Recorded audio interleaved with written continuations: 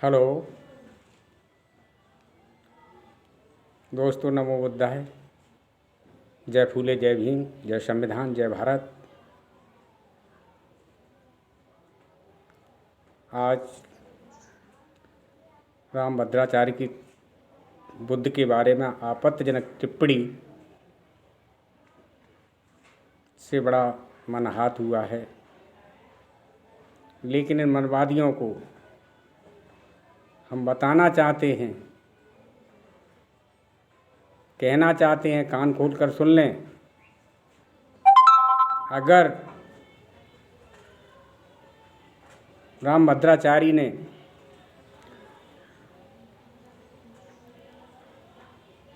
माफ़ी नहीं मांगी तो मैं डॉक्टर तिवारी लाल शाक्य, राष्ट्रीय अध्यक्ष महान समतावादी पार्टी, चैलेंज करता हूं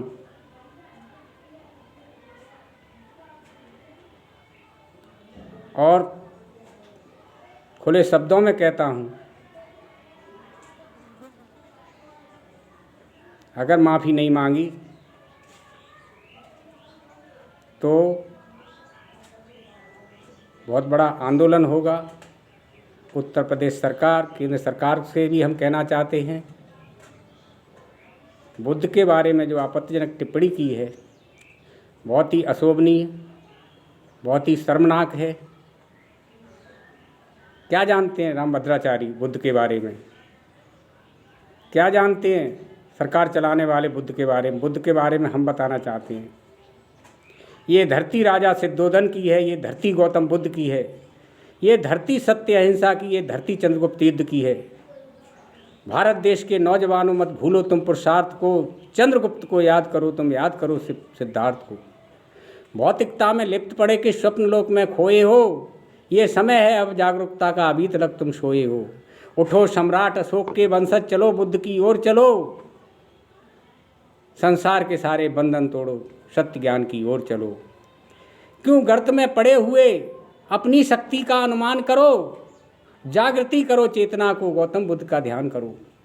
पंचशील को धारण कर लो, पंचशील को धारण कर लो, अष्टांगक मार्ग का अनुसरण करो, इस पथ पर सदा अटल रहो और गौतम का स्मरण करो।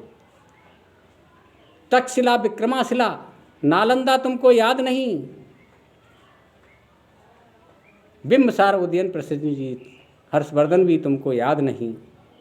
लगता है तुम भूल गए, लगता है तुम भूल गए, मैं तुमको याद दिलाता हूँ, मौर्य काल के शासन की ऊंचाई तुम्हें बताता हूँ। सम्राट अशोक वन भारत का स्वर्णिम इतिहास लिखा हमने, पूरब पश्चिम उत्तर दक्षिण सारा भूगोल लिखा हमने। अब एक हाथ में शास्त्र धरो, तुम एक हाथ में शस्त्र धरो, जीवन की कठिन परिस्थितियों में साहस से संघर्ष करो।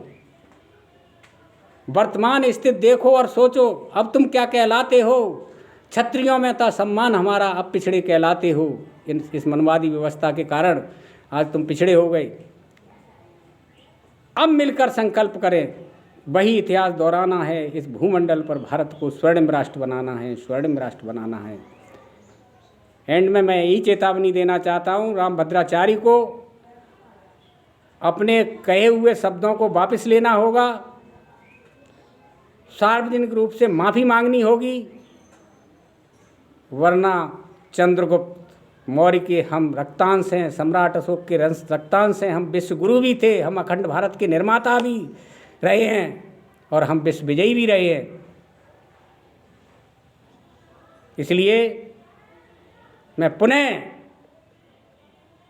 चैलेंज करता हूँ राम भद्राचार्य को, उसकी ओछी बुद्धि को, सार्वजनिक रूप से माफ़ी मांगे, वरना